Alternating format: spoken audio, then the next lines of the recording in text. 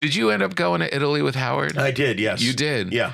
I'd seen a clip that he was all of his funny anxiety about going. Yeah. But I never heard if you actually went. We did.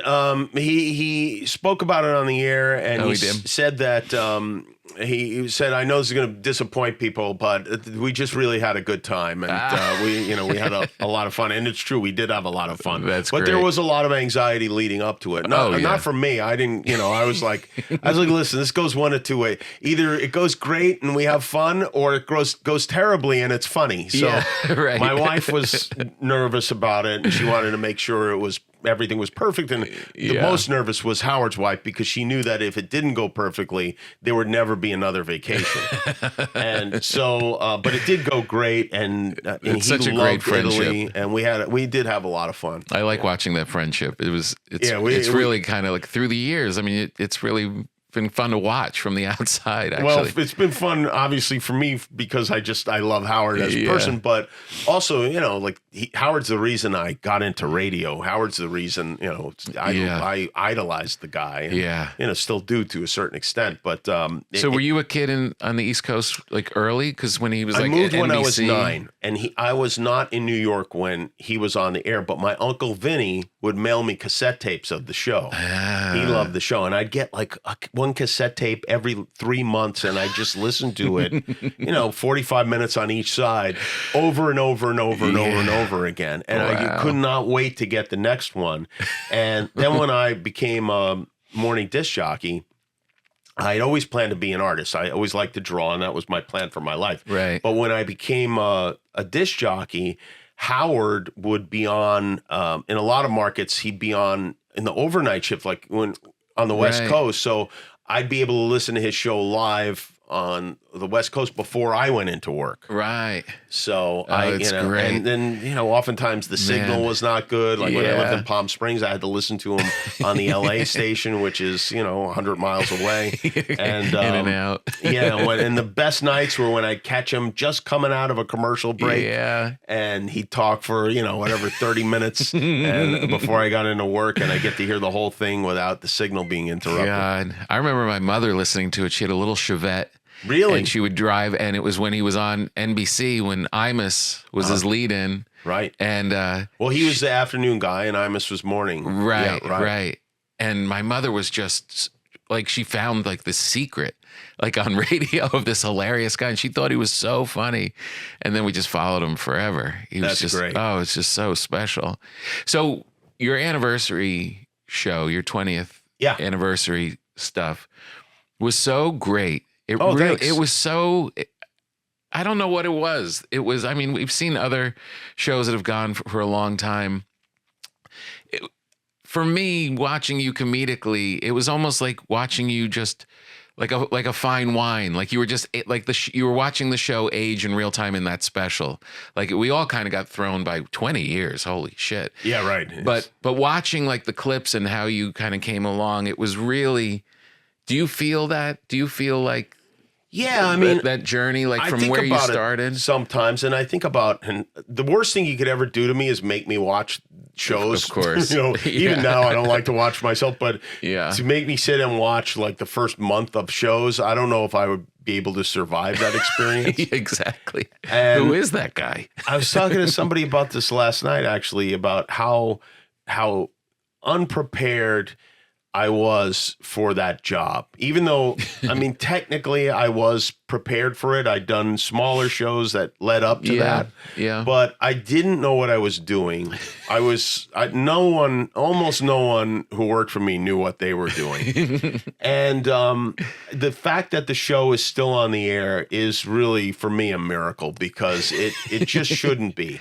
It was a big mess. It was crazy. No one wanted to be on the show. And I, looking back, can see why. And they really didn't? That was a hard thing to get guests? It was very hard to get guests. Right. The Tonight Show made it harder.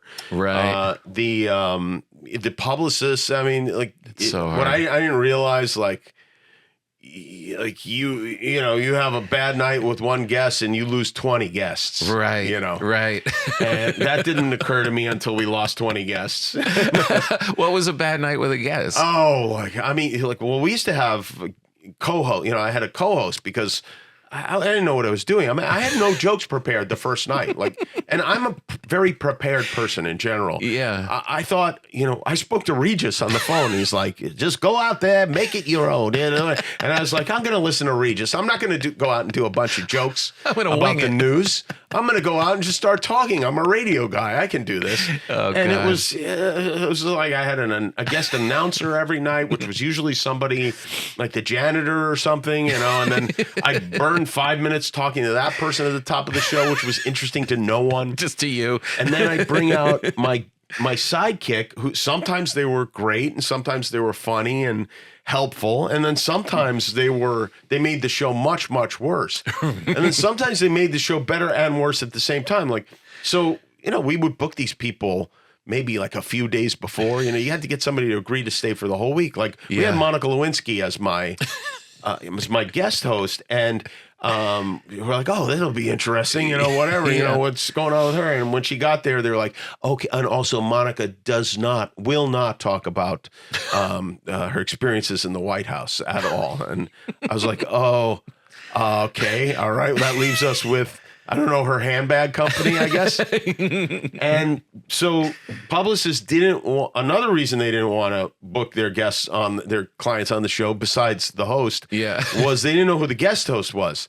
So, I mean, you might show up and be sitting next to Mike Tyson, who was like a scary character at the time, not the, America's mascot that he is now. Yeah, in between court cases. And so it was, it was really like there were many nights that it was 5 o'clock and the show was live at 9 o'clock that we didn't have a guest at 5 o'clock.